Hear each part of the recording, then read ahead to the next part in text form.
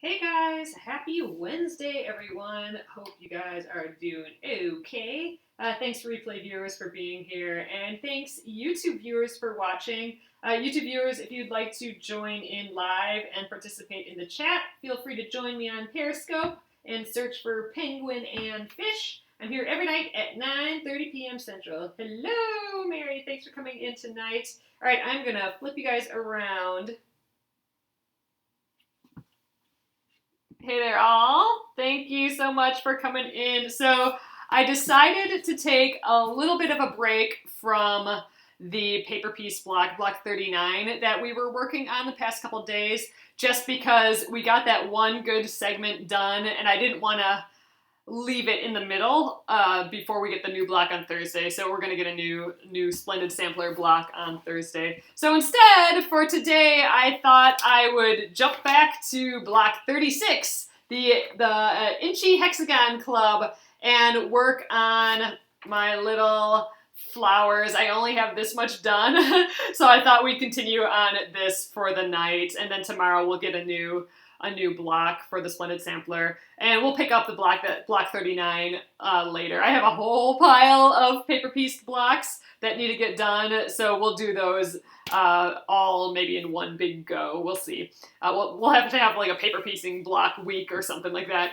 And I ordered add an eighth ruler, so we've been using the add a quarter ruler for the paper piecing. I purchased an add an eighth, so we'll see how that goes once it comes in. It should be here on Friday, and then we'll try some of that paper piecing again. So we'll do that. So all right, guys, we're going to work on the little Hexies tonight. If you're new here, my name is Alyssa Thomas from Penguin and Fish, where we make lovely and quirky hand embroidery patterns and kits. I'm the author of Sew and Stitch Embroidery and a fabric designer as well, and we've been working on the Splendid Sampler Quilt Along here. I'm here every night at 9:30 p.m. Central, and we're gonna get a new block 40. We're getting up there. We're almost halfway done with the Splendid Sampler, guys. So block 40 will be on Thursday. So this is our last day to just kind of chill before that comes out. So again, we will be doing the Inchy Hexagon Club tonight. Oh, the ladder stitch works really well with the Hexies. Oh, we can give that a try on one or two of them. Then I can show you what the ladder stitch is for you guys who are wondering about that. So, all right, I will flip you around and we will get going tonight. Let me know what you're working on. Love to hear. All right. Here we are. So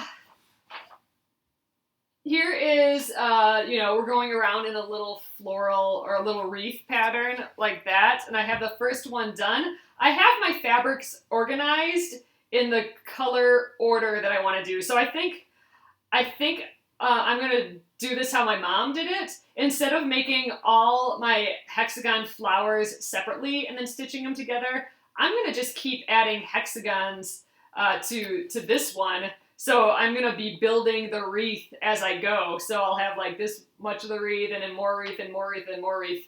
I'm going to try doing that all at once. Ooh, practicing lettering. That sounds so awesome. That's one thing I'd love to get a little bit better at, or a lot better at really, is hand lettering stuff. That sounds awesome.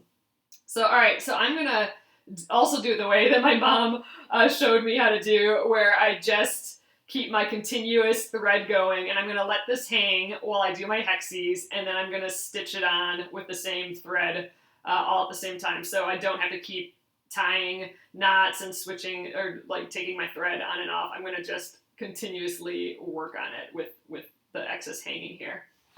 Oh, I need to work on that one yet too, the embroidery for the Wishful Garden. I thought about maybe working on that tonight, but I thought I ended up doing the Hexies instead.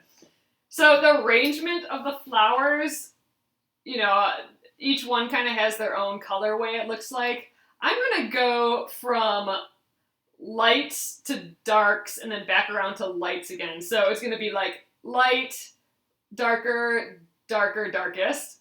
So we'll have kind of this loop. Oh, we flipped already? All right, let me go up and down again. Oh, Kathy, you're up to date. That's pretty amazing. My mom's up to date with all hers too. So anyway, this is kind of my stack of the order. I'm gonna attach them to here. So I got my, this is kind of like a medium color. Then this is gonna be the lightest one. Then I'm gonna go to something with this blue and maybe this together. Oh, you just finished your Hexie circle? Oh, nice. Yeah, I'm not sure what I'm gonna do for my background yet. But then we're gonna get darker. I'm in the purple. And then I'm going to get into dark blue, and then I'm going to go around again to this lighter blue and green, and then back around to this. So that's my plan. So this is kind of my stack that I want to keep in order, because this is the order of my colors, and then this is going to be my centers on all of them. And you know what? Maybe I'll use this as my final background fabric. I'm not really sure. So I do have hexagons here that I haven't cut out yet. It's just on a piece of scrap paper. That's why all the colors are there. And then the hexagons that I already have cut out, since I'm poking a hole in each one of them, so I can more easily pop them out of the back. And if we get all the way around one, I can show you how that works. But I'm just storing them on a little safety pin for the time being. So we'll actually need those right away. So I'm going to take them off of there. And the other things I have here are some more thread, my paper scissors and hole punch if I need to cut out more hexagons, and my little glue stick.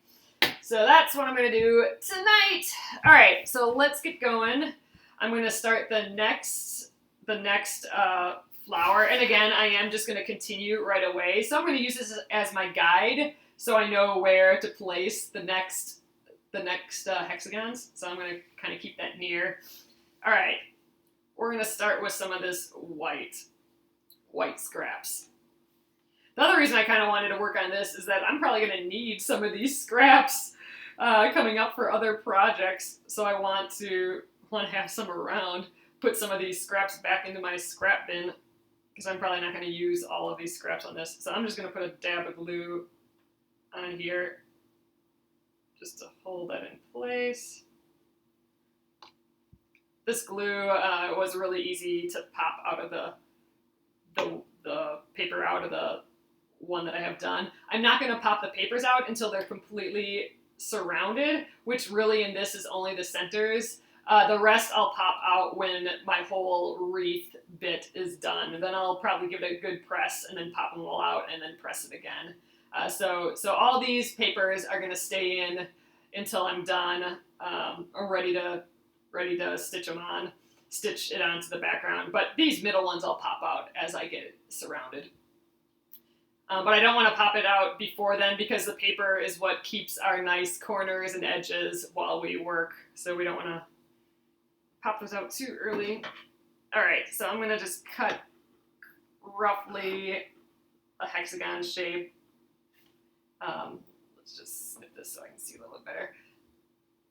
Around here, maybe 3/8 of an inch or so.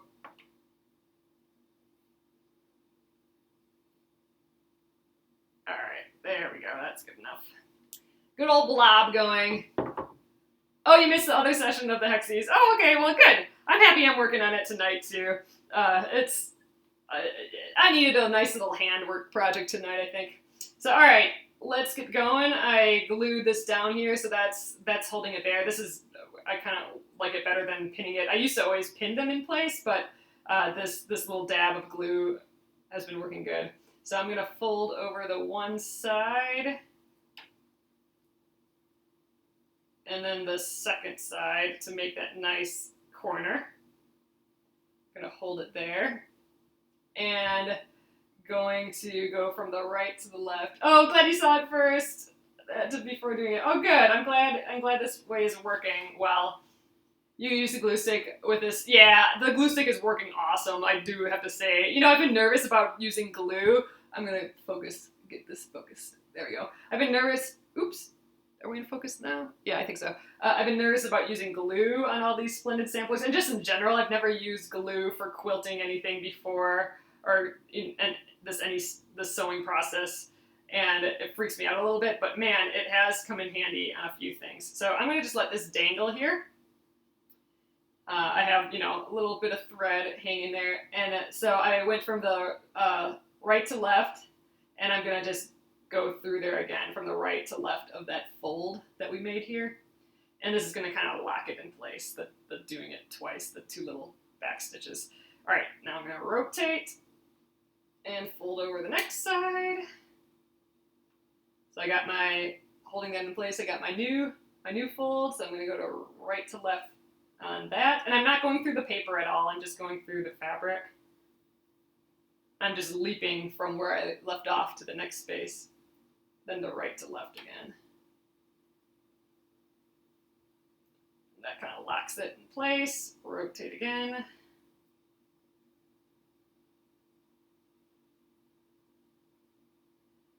And we just keep doing that, right to left.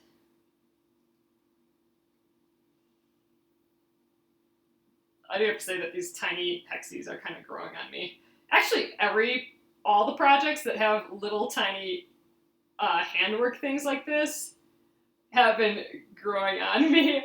And like all the little things, like the little paper piecing, all of that. I like holding these little things. I think it's easier sometimes with these little bits. Then you don't have to hold big giant pieces of paper, or I mean big giant pieces of fabric and have them flop all over the place while you're working. It's just these little pieces that you can hold pretty well. And I don't know, I'm kind of digging the handwork of all this.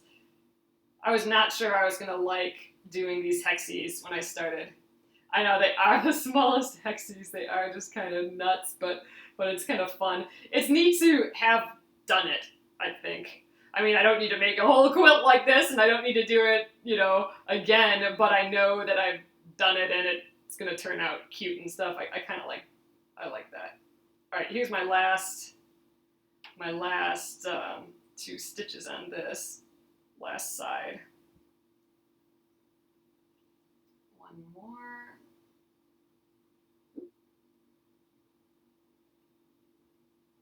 Okay, and I'm gonna just go through my fabric a little here and tie a little knot just to kind of make sure that my thread is being held in place.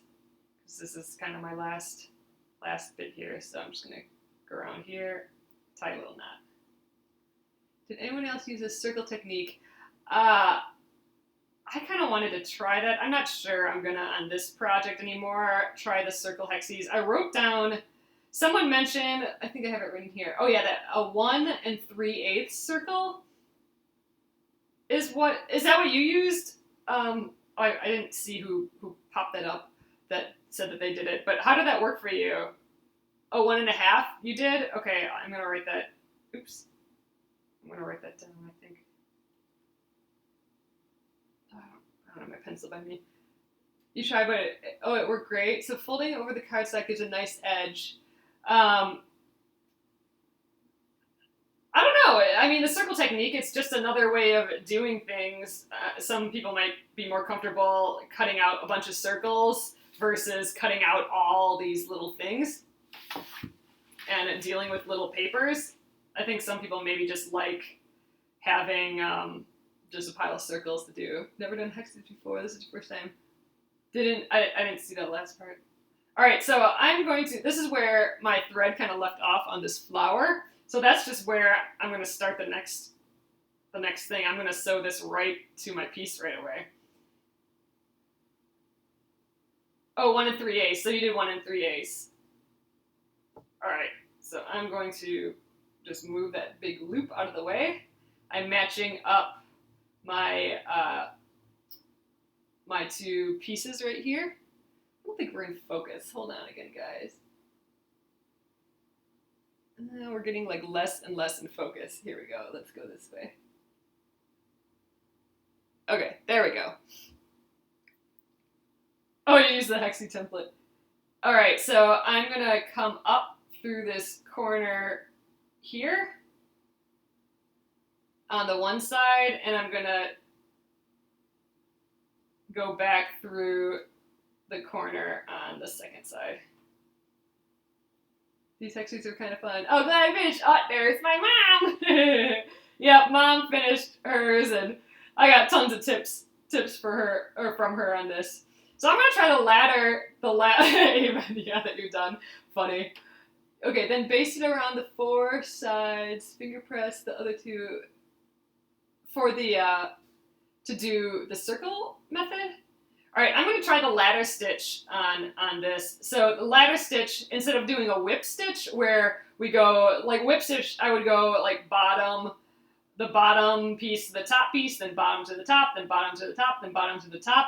For a ladder, we're going top, and then we're going crossing to the bottom, and then coming back up through the bottom, and then over to the top, then this way through the top again, and then over to the bottom. It's just slightly different. So on this one, I'll do the ladder stitch, and then when I put it to this side, I'll do the whip stitch, which is what I'm used to doing here, but let's just try the ladder stitch. So I have a stitch on the top here. I'm going to go down to the other side and go horizontal, just a hair.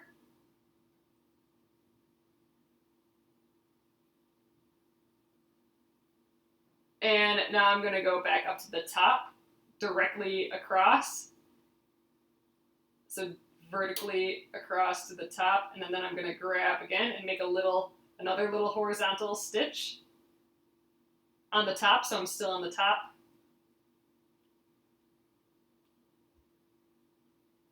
And then I'm going to cross over to the bottom again.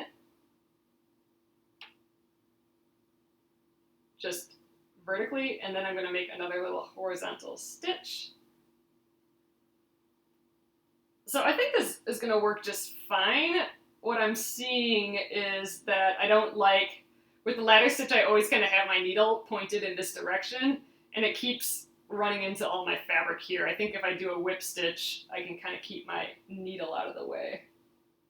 But let's keep going. So there's my next stitch, going from bottom to top, and 1 stitch over. You use silk thread. Ooh, it just melts into the fabric. I have never used silk thread before. I don't think I own any silk thread. That'd be fun to try sometime. So is it just really, really thin? Is that the deal, or what makes it so nice? All right, I'm gonna go through the corner. I'm in the bottom corner right now, so I'm gonna just go through the top corner again. And now we can flip it up. So that's with the ladder stitch. That looks pretty good. Oh, so it's just thinner, and it's, silk, which is kind of cool. All right, so now I'm gonna go right ahead and stitch it to the next edge here. Oh, very fine. It must be pretty strong then too, huh? All right, so I'm gonna go through the corner of this next piece.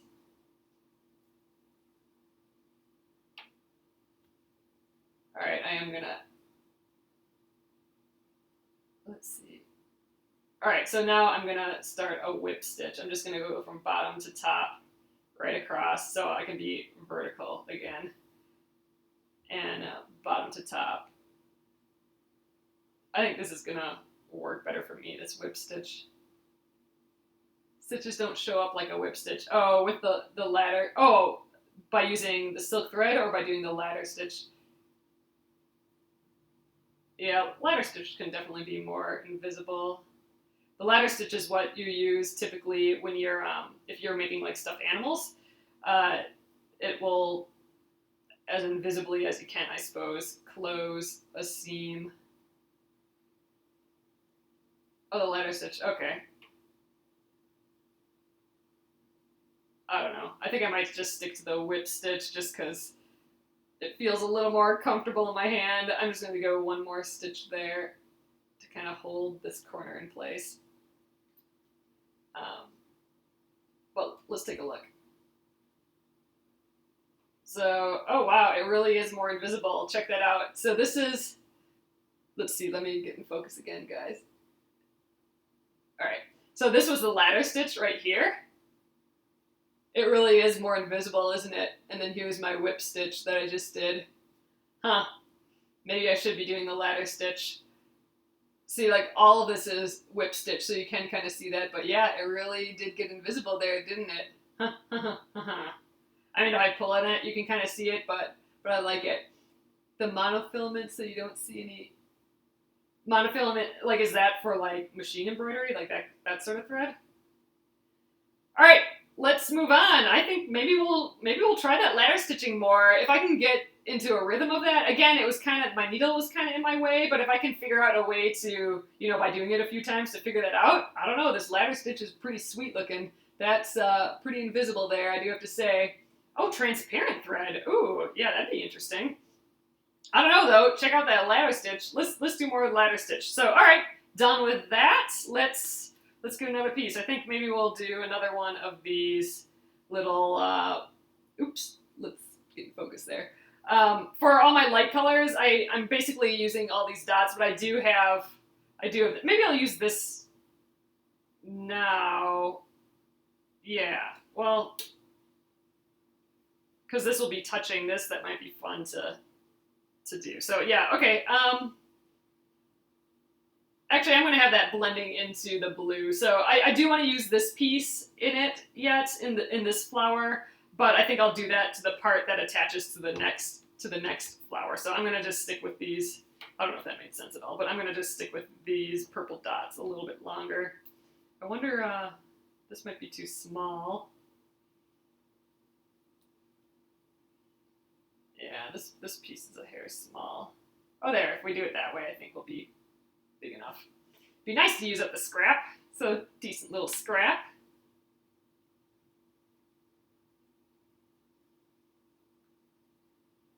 Yeah, that'll be good. We'll go right there. Not stitching tonight. Ooh, cut your first finger big tie. Oh no! That's scary. Are you okay? Did you have to get stitches or anything like that? I'm guessing it was a rotary cutter situation. That totally freaks me out.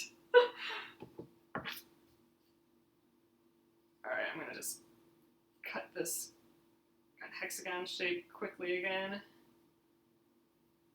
That's super scary. That's why, another reason why I like paper piecing is I don't have to deal with a rotary cutter if I don't want to. It does freak me out, having like a blade like that around. Alright, let's do this guy. So I glued him on already. I'm gonna have to keep going in and out of focus here. There we go. Skin glue. Oh, okay. Not very sort of day. Oh, cut on the door latch. Oh, man. Ouch. That sucks. Wow.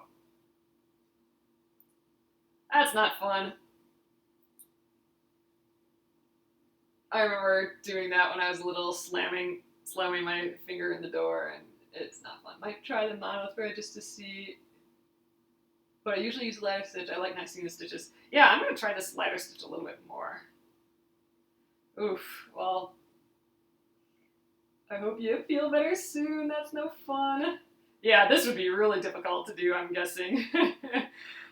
This little hexagon stuff. Oh, you got all the hexies prepped. Well, that's good. That takes a long time in itself. No fun, that's for sure. That's nice, though, that there's other parts that you can do while you wait, That's kind of what I like about doing a bunch of different crafts, or having like a project with different crafts going on all at the same time. So, like, I have these quilting things, but I also have, like, some embroidery projects hanging out, and crochet and knitting and stuff. So, I mean, there's a project for every mood and ability level at the time, you know what I mean? Some that require more brain help, and some that don't. And, oh, you can still knit. See, there you go. No reason to stop crafting. Totally. Nice. That's funny.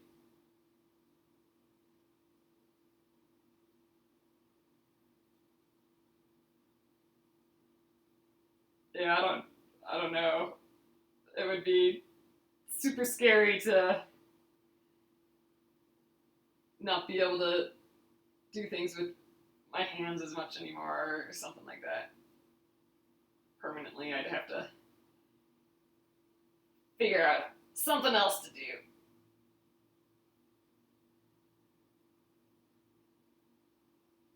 Oh, speaking of other things to do, I was just thinking about our garden. We have tiny little zucchinis already, which is just awesome. I think we're gonna go to New York over the weekend, and I don't know if you guys get my newsletter, but that's I've been kind of talking about that a little bit lately. And when we get back, we're gonna have giant zucchinis. So we'll have to get the spiralizer out and start spiraling them. Oh, I didn't do a very good job at this point. Yeah, they're so cute, the little baby zucchinis. We might be able to eat one before we head out. That'd be awesome. First, fresh zucchinis. I think all our other plants have a ways to go, but the zucchinis are awesome. We had our first new potatoes. Oh, yum! And green beans. Oh man, that's the best. It's the best when it's that time of year. Yeah, our zucchinis. I mean everything. Including just our stuff that comes up every year, like hostas and stuff, are doing so good this year. I don't know, the weather must be perfect, and I don't know. Or maybe it's because we used compost this year, our first time using our compost, but I think it's mostly, ooh, I might have just made a big mess here, dang it. Um, but growing things are doing well this year.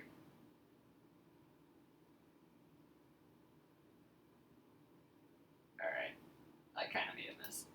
Let's see if I can fix it. There we go. Alright, so now I'm going to attach this guy again. So I think we'll go right there. So actually I'm going to rotate it this way a hair because I want to end up in the middle. So I want to go from here up the middle because the next one I do is going to be the center square. So that will go, or center hexagon, that'll go here. So I was going to start stitching from here, but then I would end up all the way over here and nothing's going to go there. So I want to make sure that I end up in the middle. So let's rotate this. Oh, no. There we go, like that. Okay, so we'll be going kind of backwards. Here we go. Now I got it. I just gotta move that little thread out of the way. All right, let's try the ladder stitch for this whole thing now. So I'm at the top already. I do want to kind of lock in these corners though, so I am gonna just do a loop around these corners.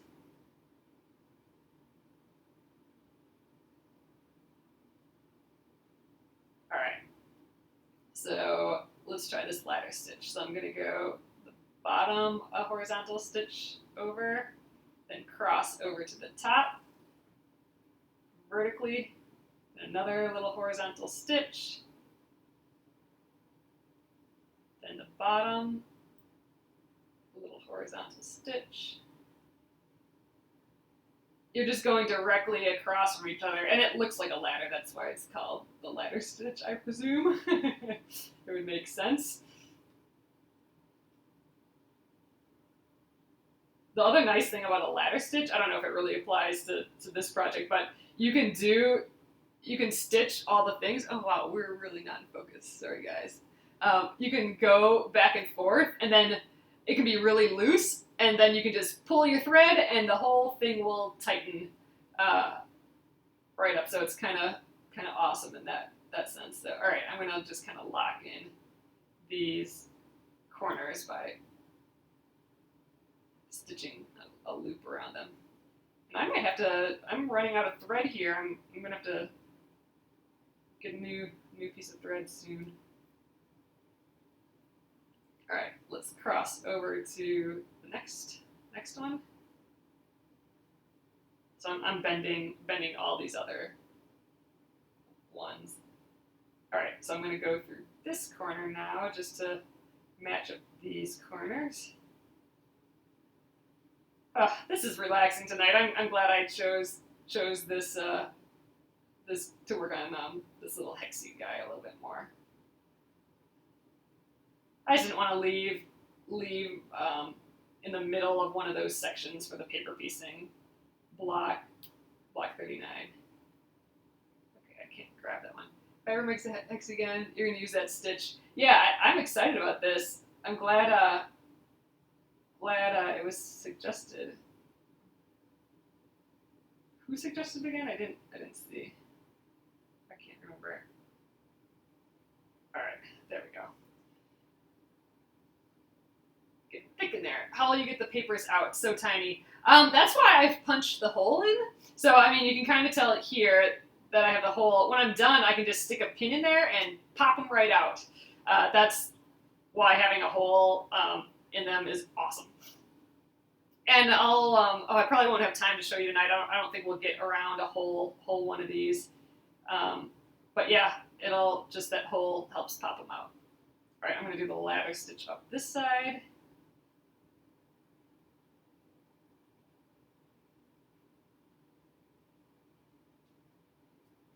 And we'll do our blue center next, I'm thinking.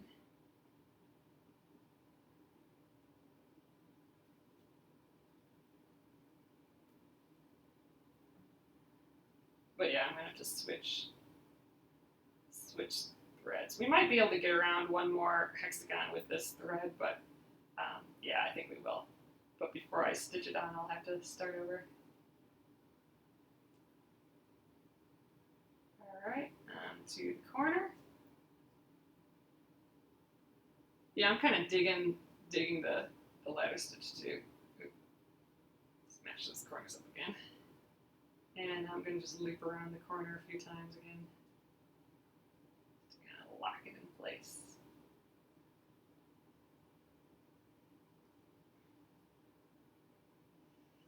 All right, let's see what we got. All right, here's our ladder stitches here.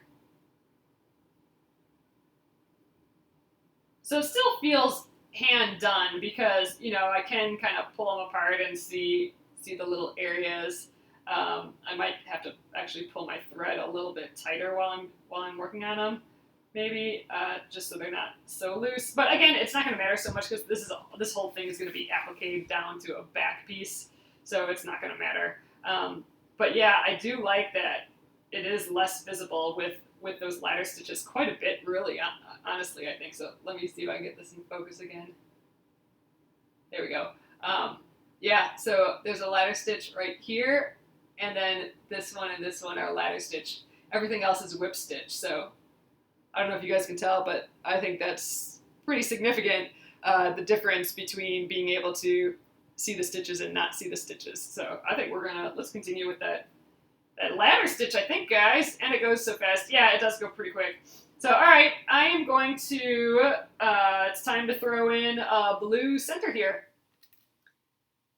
So I think I have enough thread to do that, but then we'll definitely have to switch over to a new piece. So, all right, I got scrap number 1. Probably fit 2 out of here. So let's get it as far over here as I can. That'll probably work. I'm gonna need a few more pieces. I only have 2 left here. So we'll probably have to cut out another row of those.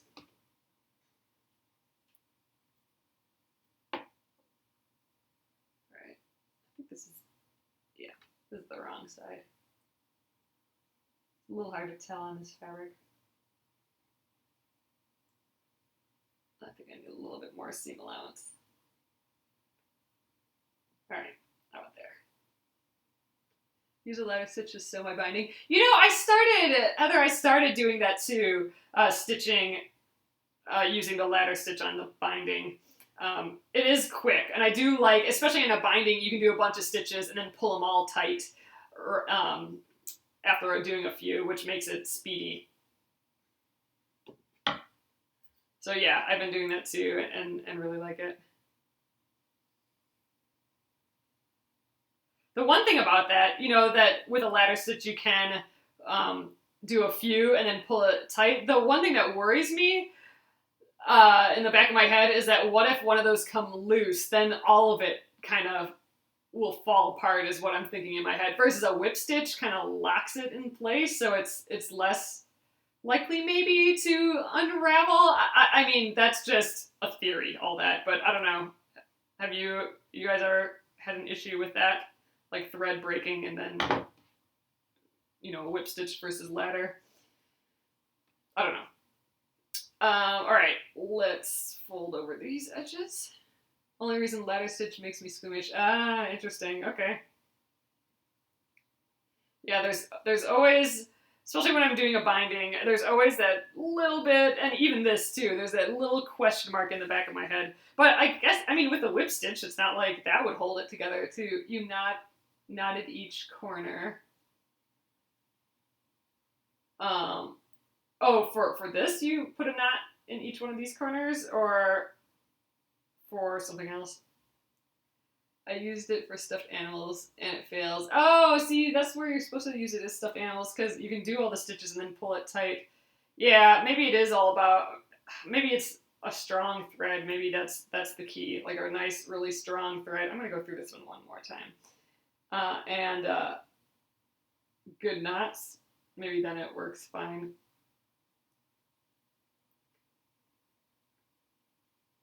Oh, you tied a knot for joining these corners. Me too. I thought the direction said put a knot in each corner. Okay. Well, I'm kind of doing knots in each corner by just going around a couple times. I think that's almost like a knot. Oh, I see. Just to kind of hold it in case something breaks. Okay.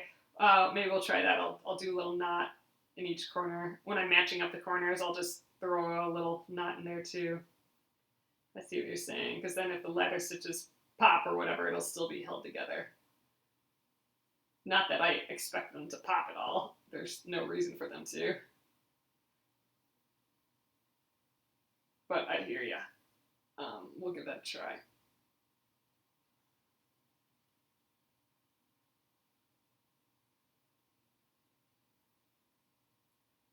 Yeah, I'm gonna have to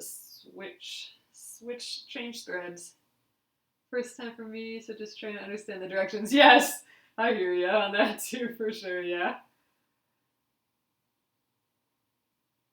Man, this one always tricks me, this fabric, if I'm on the right side or the wrong side.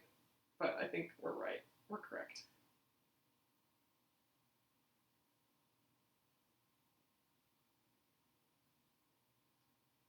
Yeah, it's going to be appliqued down too, so we're not going to have to, there's no reason to worry for this, what stitches we're using. But yeah, it is pretty nifty how those ladder stitches kind of disappear on these Hexies. All right.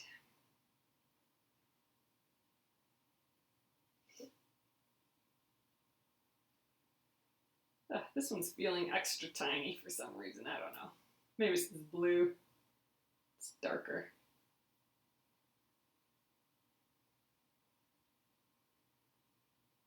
All right, I'm going to tie this one in a little knot, and we will switch threads here.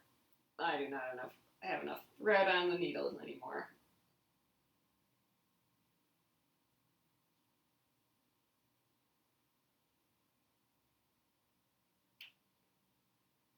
Okay, let's just kind of tuck that in somewhere. There we go.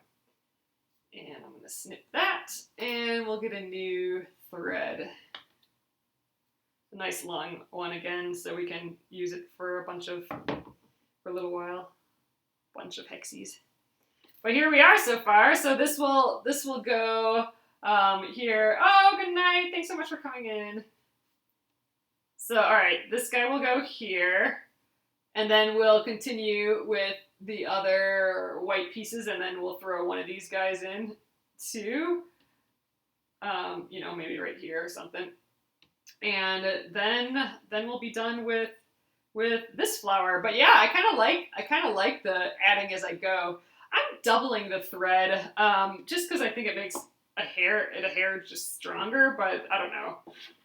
And I like that I can just have a loop on the end here that I'm pulling. So I do like the two strands. I don't have a real good reason for it other than I think it makes it stronger. I suppose it'd be thinner if I just did the one strand, but I don't know. It's a habit, I think, more than anything. I do like that I can just, I can't pick this up. I can just pull and I got, you know, this is attached because it's just on that end of the thread there. All right. I'm going to just tie this in a little knot to get going. All right. You know, if I put some wax on this, it'd probably keep it a little bit better, but I don't know. I haven't ever really done much with that. Okay, let's sew this together. So I'm going to start here, and then we'll do all the rest of the flowers around this way, I think is the plan.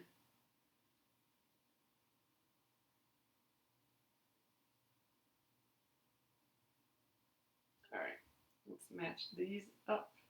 Actually, first I'm going to just kind of attach. I suppose it doesn't matter where I attach it. I'm going to just, well, I suppose I don't need to do that. I'll just start and make this my knot.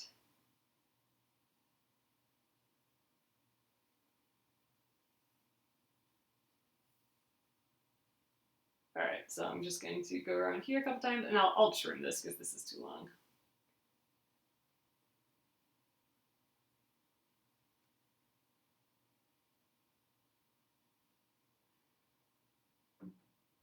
All right, this thread is maybe a little too long to be manageable, but oh well, we'll work with it. It will get shorter real quick. All right, now I'm going to just tie a little knot in this thimble. I don't really need a thimble. It's not, I'm not really pushing with my finger at all to, like I'm not using my finger to stab it through, so I'm not really having the issue that I would need a thimble for. All right, I'm just going to tie a little knot in here. All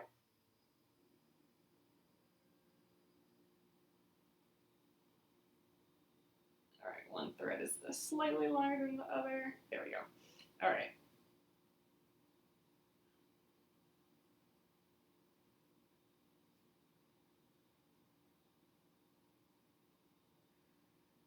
Okay, I'm going to just trim this thread. It's a little bit in my way, and I don't need it anymore. Okay, now we're ready again. Let's do this ladder stitch. Get this guy out of the way.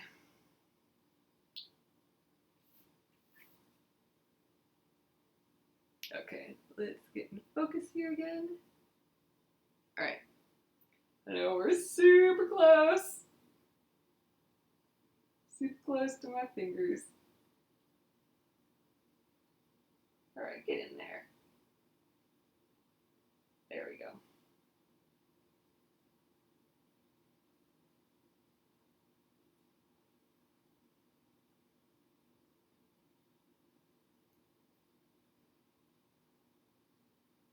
I'm fumbling around a little bit with this longer thread. All right, cross it over to the other side here. Sorry, I'm trying to stay in camera. I kind of keep falling off.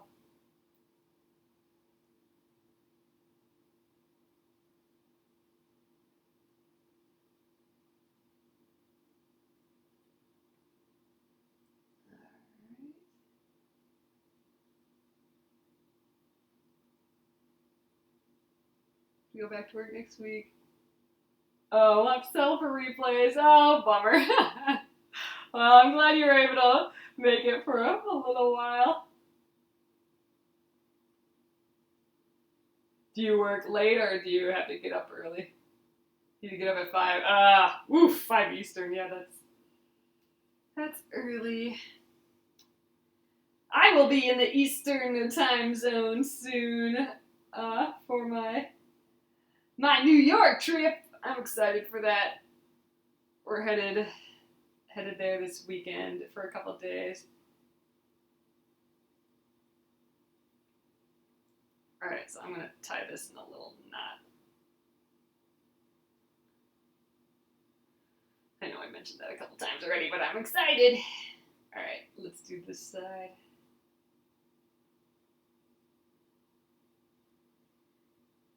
I think we can maybe get one more one more hexie done tonight. Aw, you're sweet. Well, yeah, there are the replays, so that's nice, but I get it. It's not the same. It's not the same as, you know, being able to chit-chat for real.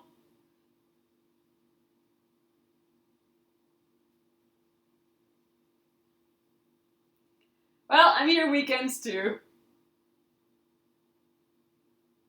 So you can pop in then. Although I am, just now that we're kind of talking about it, I am not going to be doing my Periscopes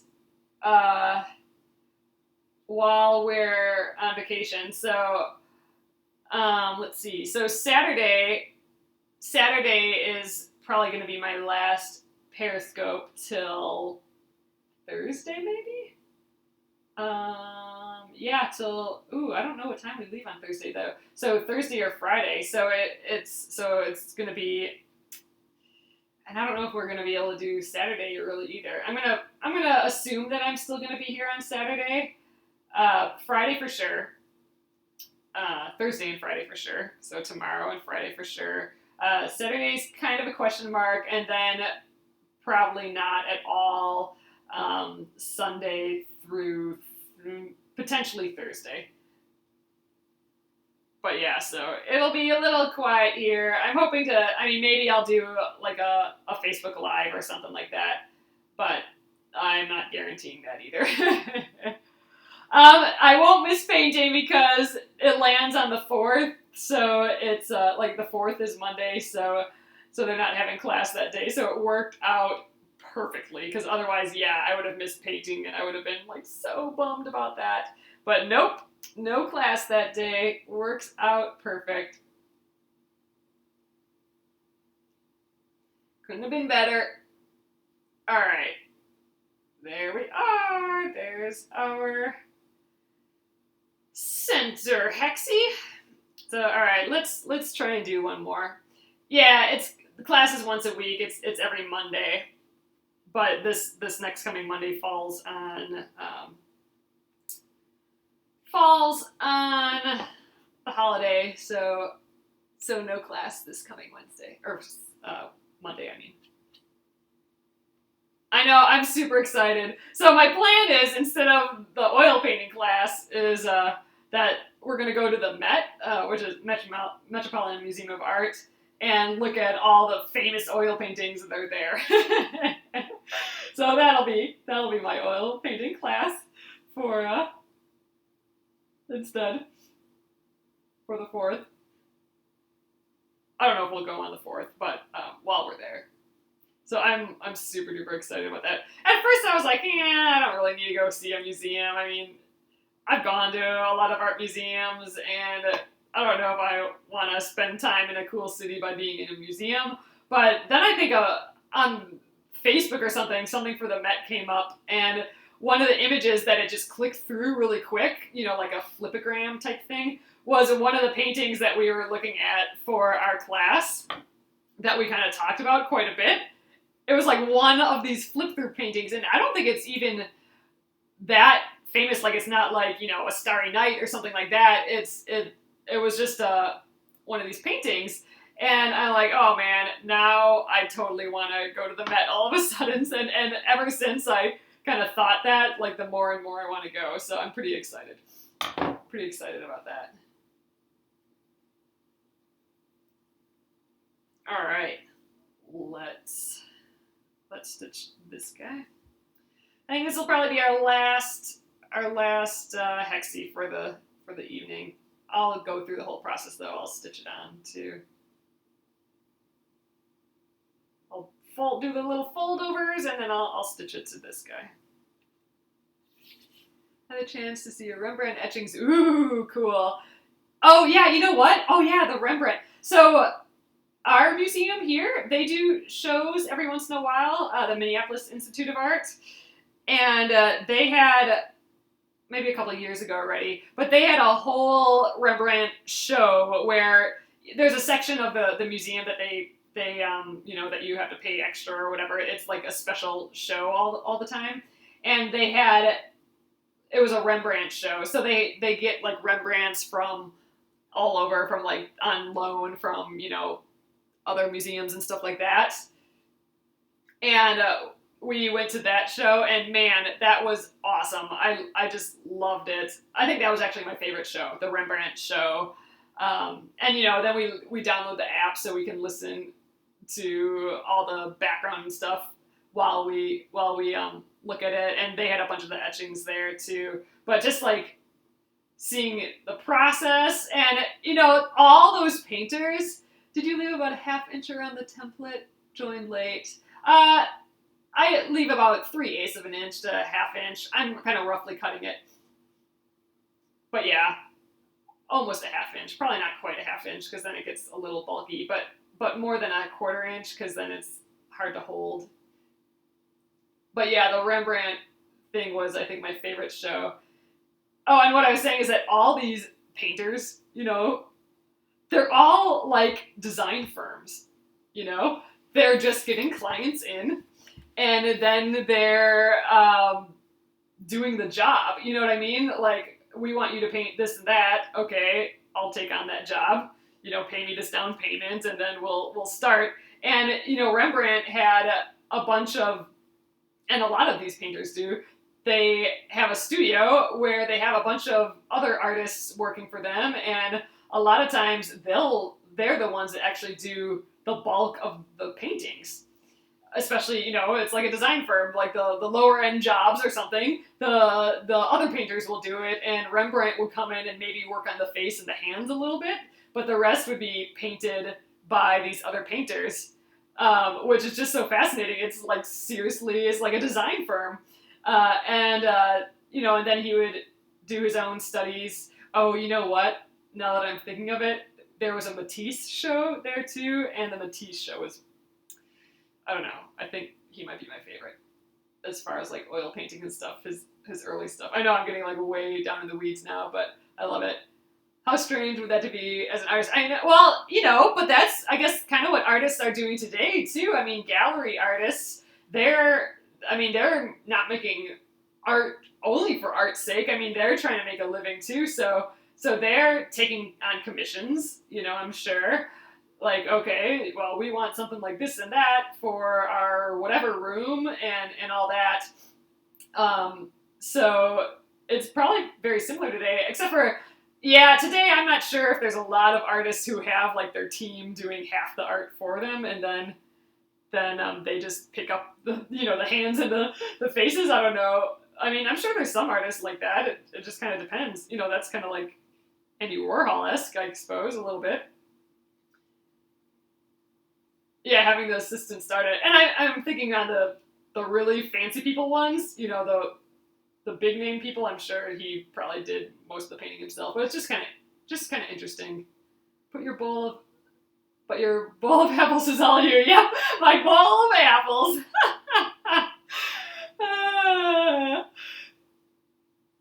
I'm so freaking excited about that bowl of apples, I do have to say.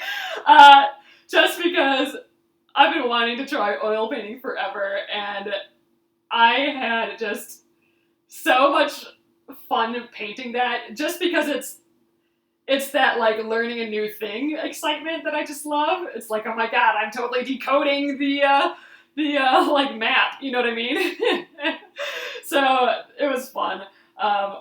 We're working on the next one, and it's a little next painting, and it's more difficult. Like the apples, it's kind of like a lot of round shapes, so those I guess were a little easier. But this next still life that we're doing, it's got some books in it, so we're working on some rectangular shapes that have perspective and all that, and then it has like this weird sculpture that's like this pedestal with a ball on it, and then like a bird, like a finch or something sitting on top of that.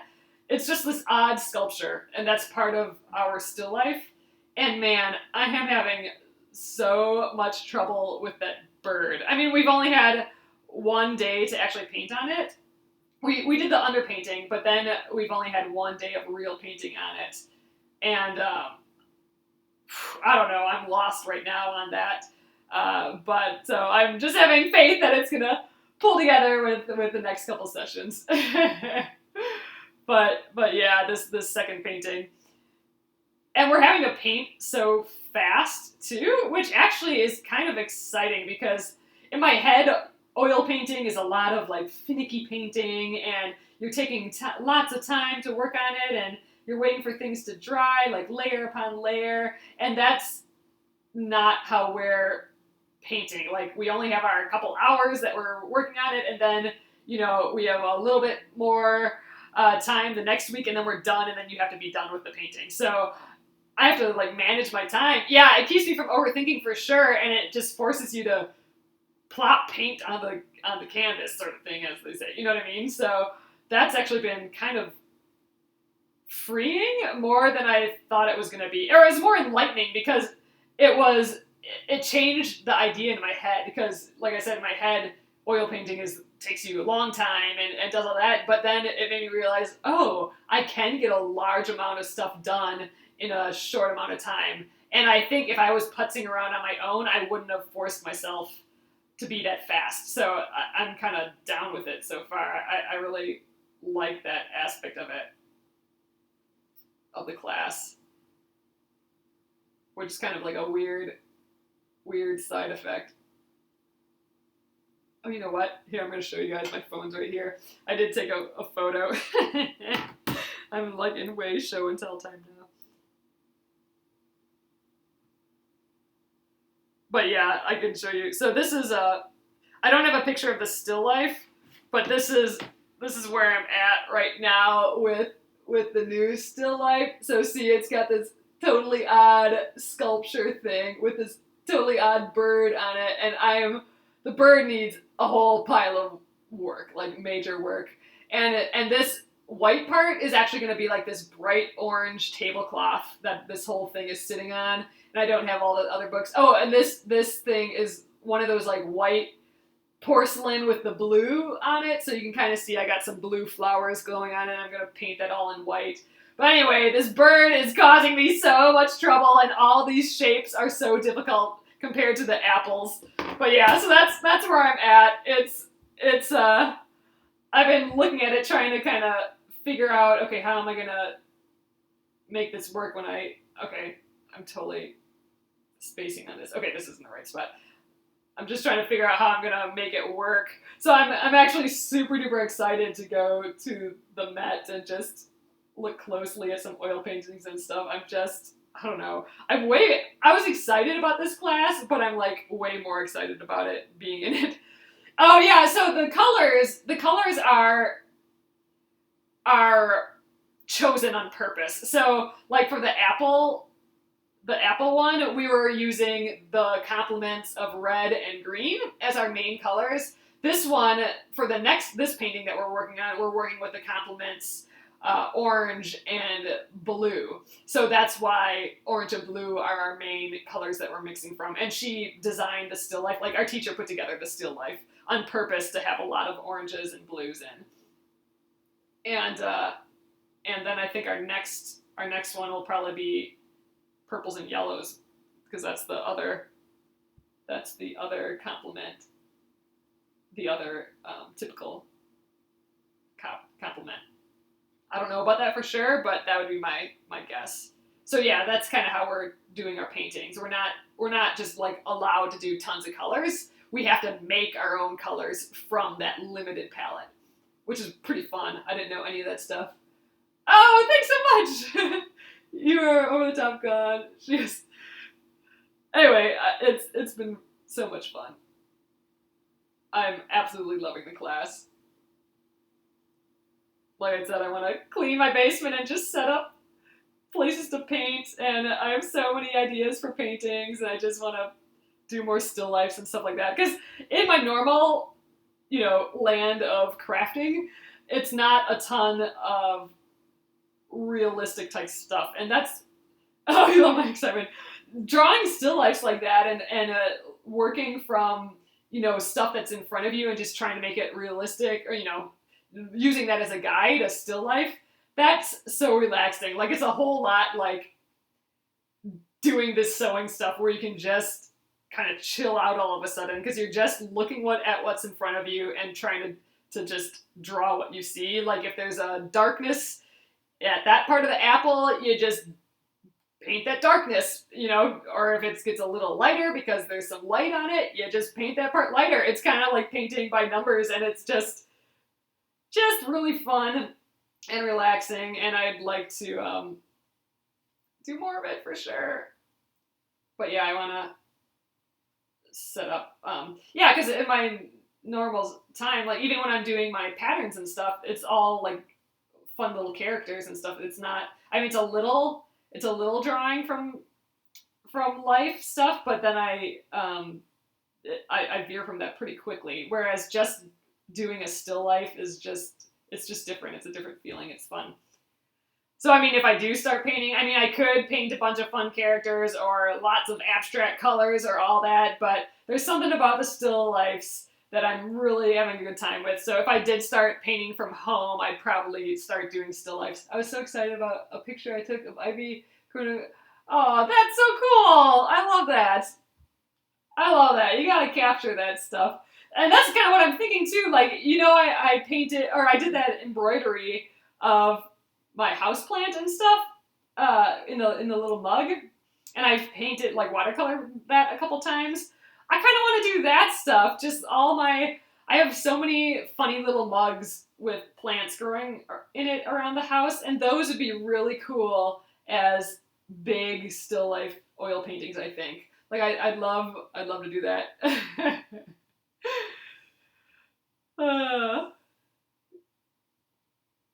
But yeah, I'm loving it. Definitely want to do more of it. And I'll do some periscopes of it too at some point, if I can get doing it at home here.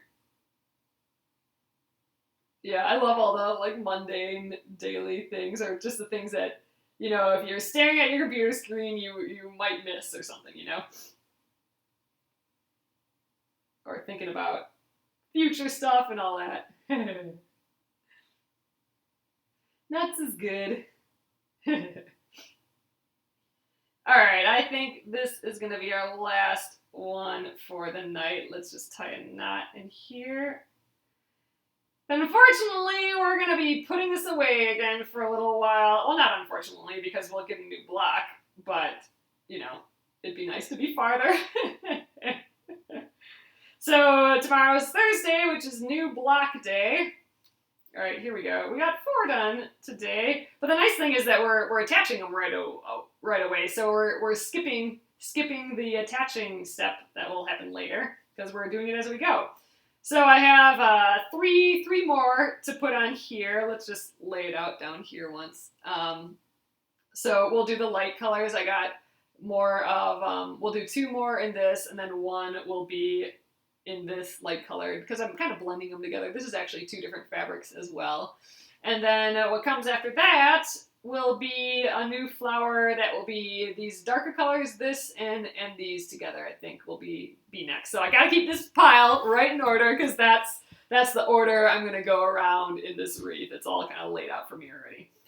So anyway, there we go, and these are my centers, so I will put that on my pile again here. And we only have 1 of these left. I didn't have to cut any more, so that's good. How many flowers?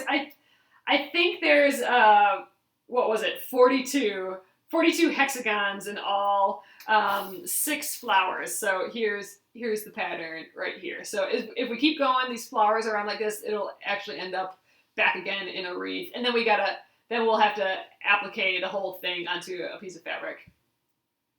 So that is the plan. I know, right? There's a lot to do yet, that's for sure. A lot of people have this done. I know my mom has it done. I think, was it Mary who's in here? She has it done here. We'll get there. We got half of this flower done, so this will be our wreath going around like this. So anyway, guys, I'm going to flip you around. I'll show you what this is in real life size. This all still fits in my hand. All right. Yeah, I'm hoping for a piece block too. One that can be done in one sitting. We don't always have that. This would be a good plane trip one for sure, but I kind of like doing it on Periscope here with you guys, so I'm debating whether bringing this or not. I do have some embroidery projects to do on the plane, so I might just leave this, but this definitely would be the perfect plane ride thing to do. So I don't know, we'll see. Maybe I'll work on it some more. I'm gonna flip you guys around. Oh, that's nice, Cora.